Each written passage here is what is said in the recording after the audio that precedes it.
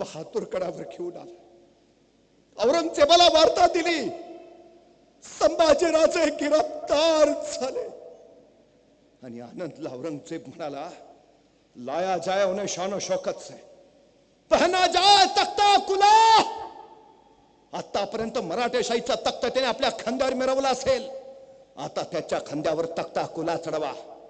आतापर्यंत त्यांनी राजवस्त्र घातली असतील, आता त्यांना विदूषकी झपली घाला। आतापर्यंत मराठेशाहीचा मुकुट त्यांनी माथ्यावर मिरवला असेल, आता घुंगर असलेली विदूषकी टोपी घाला त्यांना। आतापर्यंत त्यांनी राजालंकार घातले असतील, आता काटेरी पोलादी साकदंडांनी जकडवा त्यांना। आतापर्यंत राजे मेन्यातनं पालखीतनं हत्तीच्या अंबारीतनं गेले असतील, आता उंटाला बांधा। आतापर्यंत राजे आले की नगारे वाजले असतील, आता ढोल तसे बडवायला सुरू करा। कळू द्या महाराष्ट्राला, शहनशाह हिंदुस्तान आलमगीर गाजी औरंगजेबनी संभाजीराजे कैद केले। आणि बरहुकूम निघाली धिंड संभाजीराजांची। तख्ताकुला चढवलेले, उंटाला बांधलेले, विदूषकी झबली घातलेले, घोंगरा असलेली टोपी अडकवलेले ते संभाजीराजे बघितले असते तर वाटलं नसतं स्वराज्याचे छत्रपती आहे। अरे किती सोसावं, किती यातनांचा तळ ढवळून काढणार, किती सोसावं। औरंगजेबाच्या छावणीत मात्र आनंदाचा कल्लोळ माजला होता।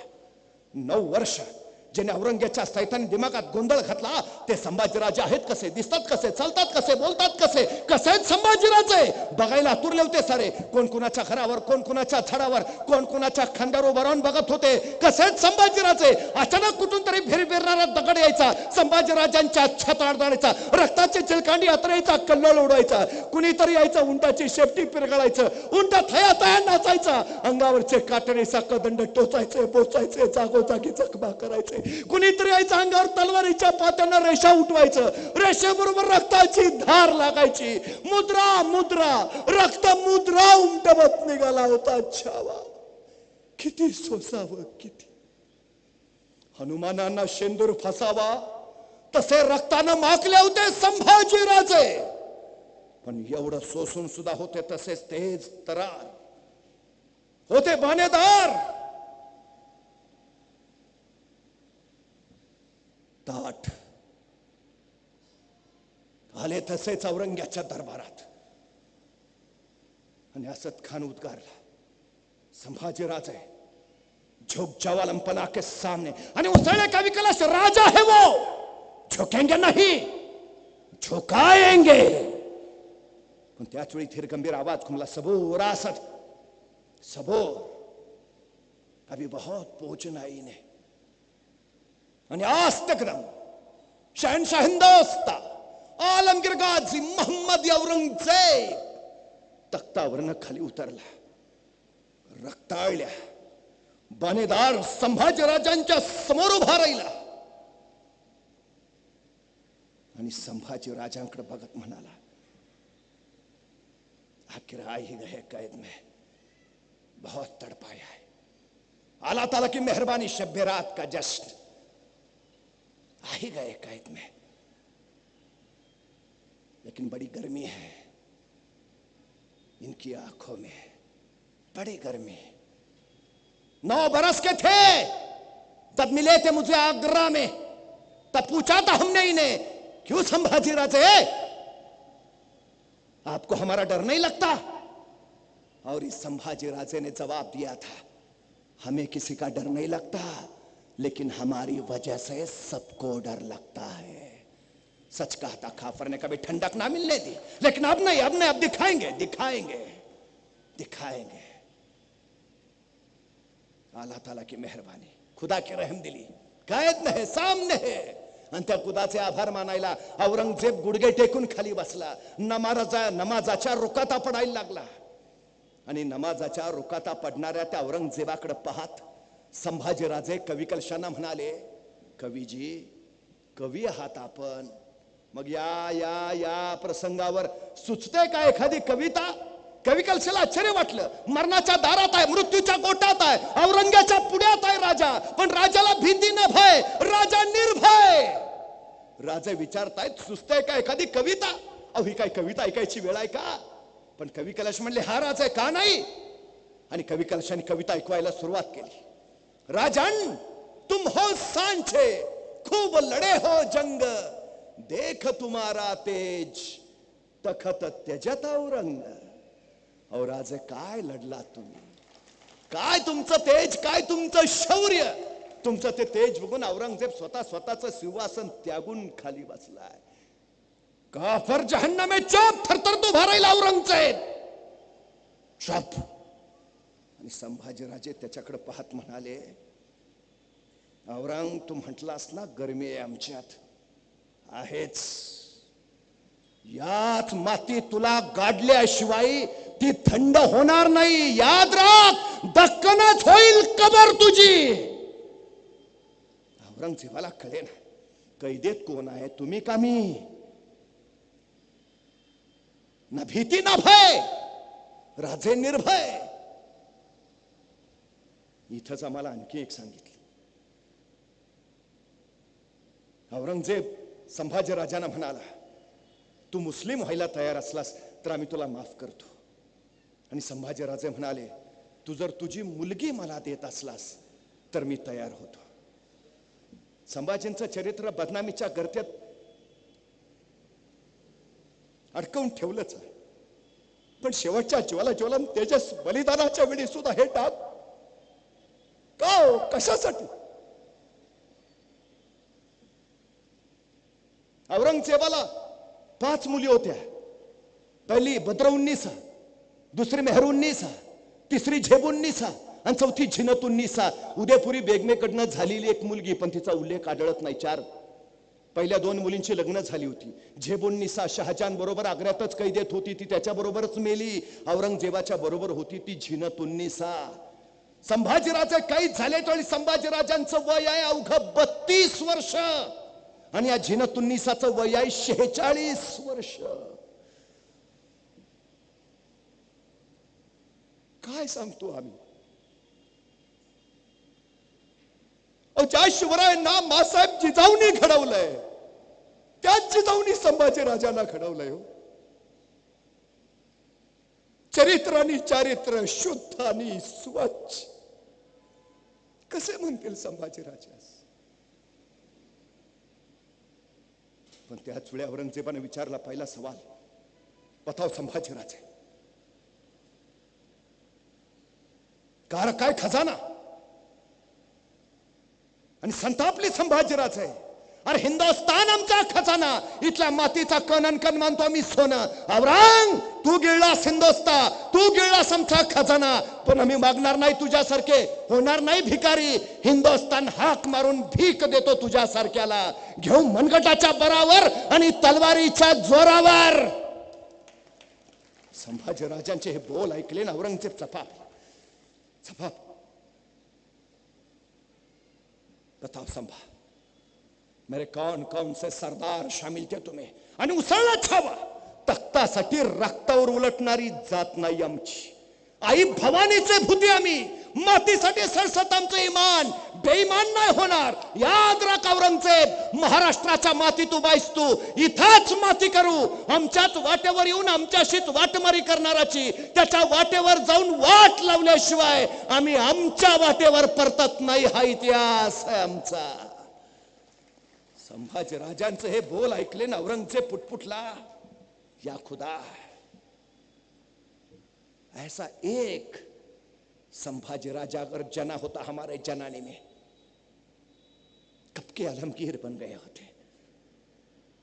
एक शहजादा दिया होता इस संभाजीराजे जैसा, कब के आलमगीर बनते पूरे हिंदुस्तान के. तसे संतापलेले संभाजीराजे म्हणाले, तुझ्या पोटी कसे येतील संभाजीराजे? स्वतःच्या बापाला विष देणारा तू, स्वतःच्या भावांची खुलेआम कत्तल करणारा तू. अरे तुझ्या पोटी कोळसेच उपसतील. संभाजीराजे जन्माला येतील ते शिवछत्रपतींच्या कुशीत आणि महाराष्ट्राच्या मुशीतच. संतापलेला औरंगजेब, ले जाओ अभी से हमारे नजर के सामने से, ये इनकी आंखें जलाती है, हमें निकाल दो. निकाल दो ये आंखें, ये जबान बोल ऐकले ना औरंगजेब पुटपुटला, या खुदा ऐसा एक संभाजी राजा अगर जना होता हमारे जनाने में, कब के आलमगीर बन गए होते।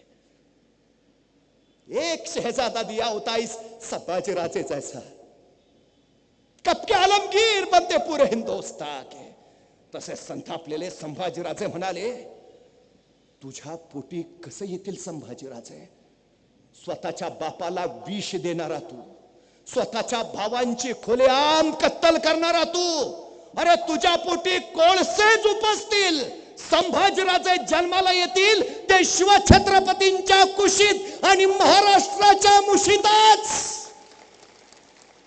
संतापलेला औरंगजेब, ले जाओ अभी से हमारे नजर के सामने से, ये इनकी आंखें जलाती है हमें, निकाल दो ये आंखें, ये जबान बोलती बहुत है, काट डालो इनकी जबान, जाओ हश्र करो इनका। आणि संभाजी राजाने कवी कलशाला वडबुद्रुक तुळापूरच्या बलिवेदीवर बांधण्यात आलं।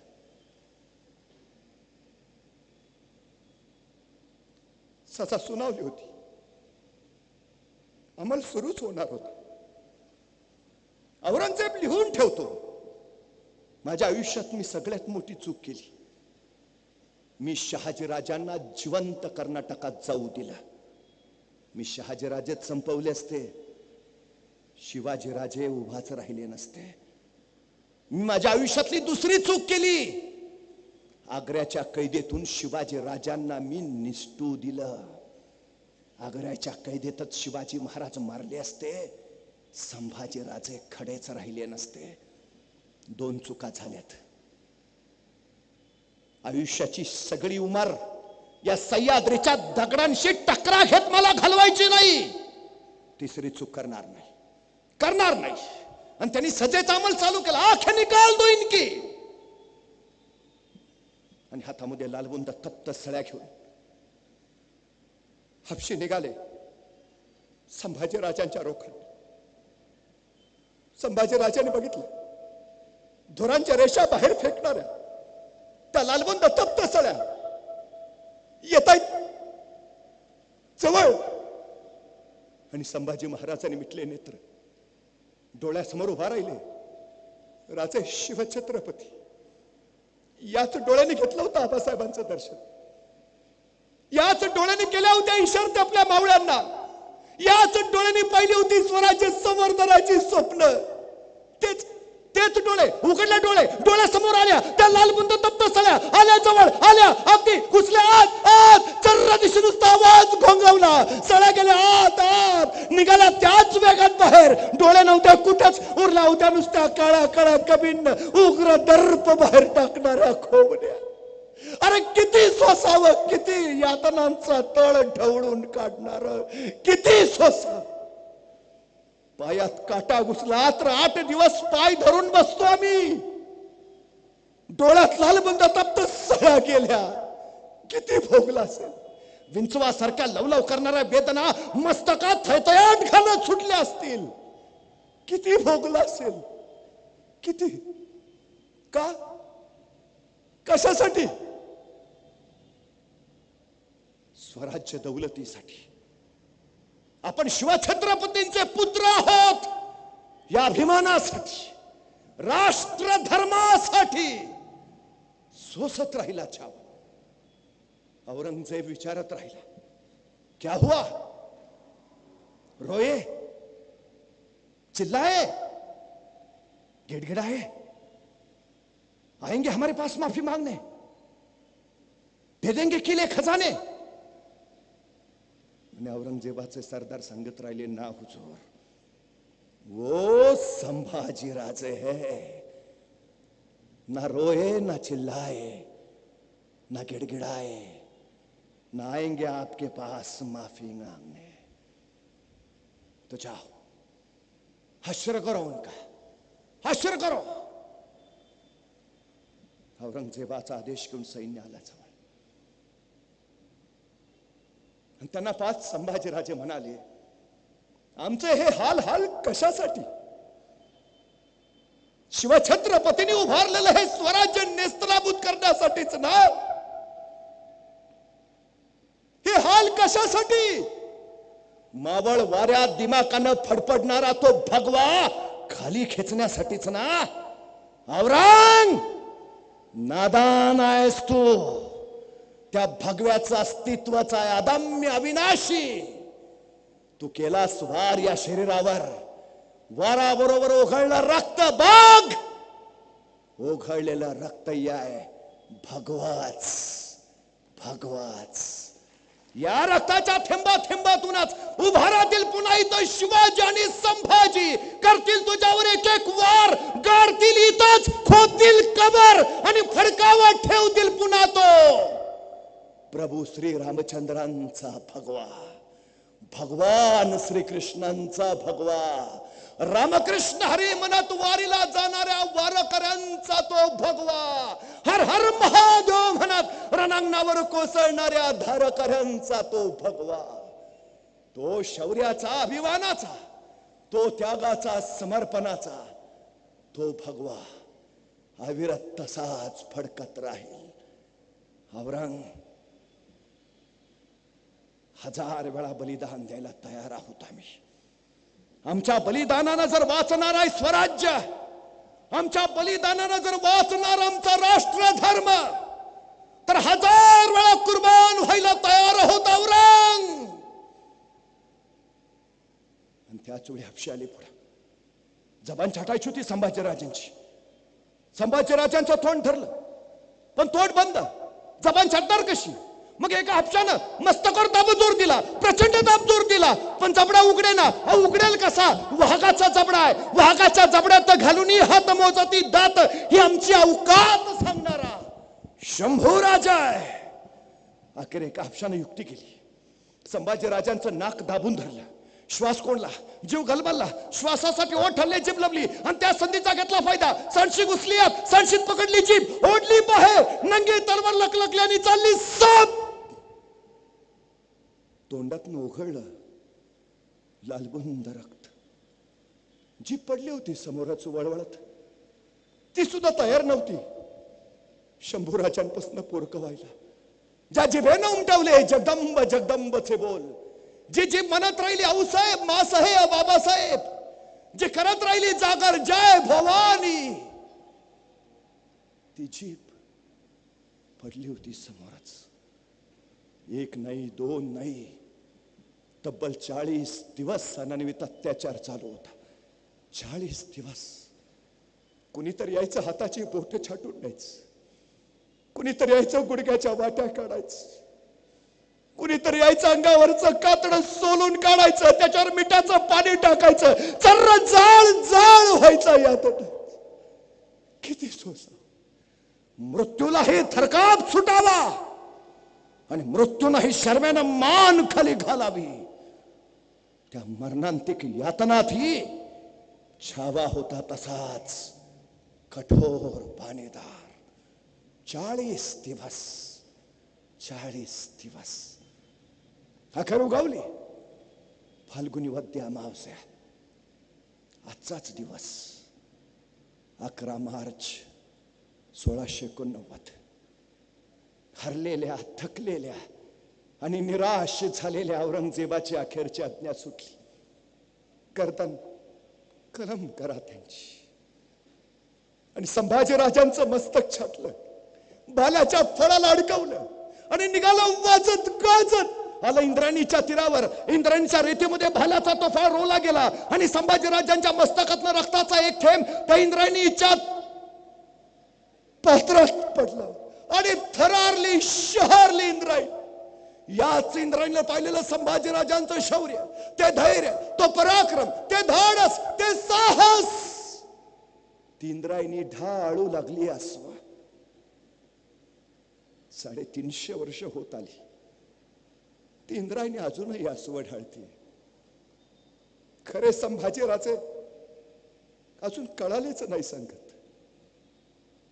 औरंगजेबाला मात्र संभाजीराजे कळाले आणि औरंगजेब पुटपुटला, या अल्लाह होंगे कामयाब, या ऐसे ही लौटना पडेगा खाली हात धेरली आणि तेच झालं.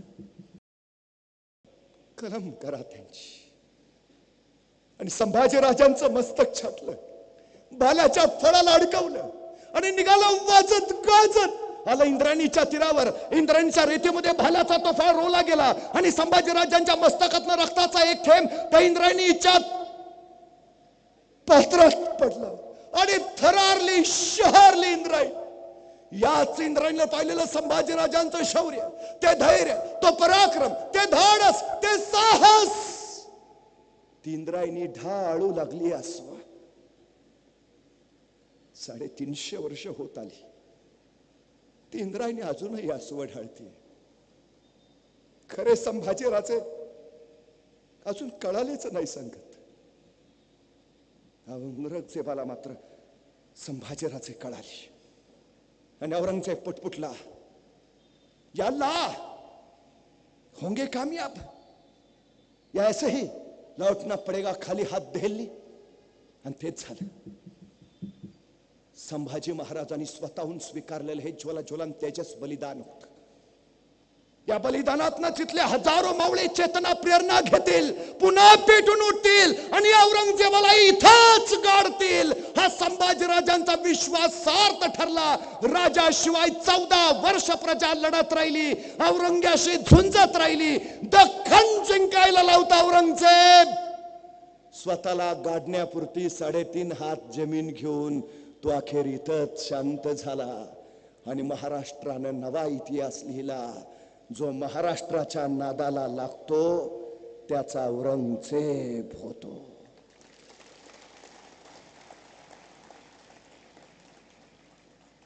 पण तो गाडला गेलेला औरंगजेब आजही सांगतोय, सचमुच छावा था छावा शेर का. हमने आंखें निकाल दी उनकी, लेकिन उनकी आंखें नहीं झुकी हमारे सामने. हमने जबान काट दी उनकी, लेकिन उस जबान से उन्होंने मांगे नहीं रहम के 2 लफ्ज. हमने हाथ तोड़ दिए उनके, लेकिन नहीं फैलाए उन्होंने अपने हाथ हमारे सामने. हमने पांव तोड़ दिए उनके, लेकिन नहीं टेके उन्होंने अपने घुटने हमारे सामने. हमने गर्दन काट दी उनकी, लेकिन उनकी गर्दन नहीं झुकी हमारे सामने. सचमुच छावा था छावा शेर का. सह्याद्रीच्या त्या गिरीशिखरावर तो छावा त्या फडफडत्या भगव्याच्या रूपानं अजूनही जिवंत आहे. सांगतो आहे कसं जगावं हे शिवछत्रपतींनी सांगितलं आणि कसं मरावं हे छत्रपती संभाजीराजांनी दाखवलं. या जगण्या मरण्यातलं तत्वज्ञान जर आम्हाला घेता आलं तर आयुष्याची झुंज जिंकता येईल. बोला छत्रपती संभाजी महाराज की.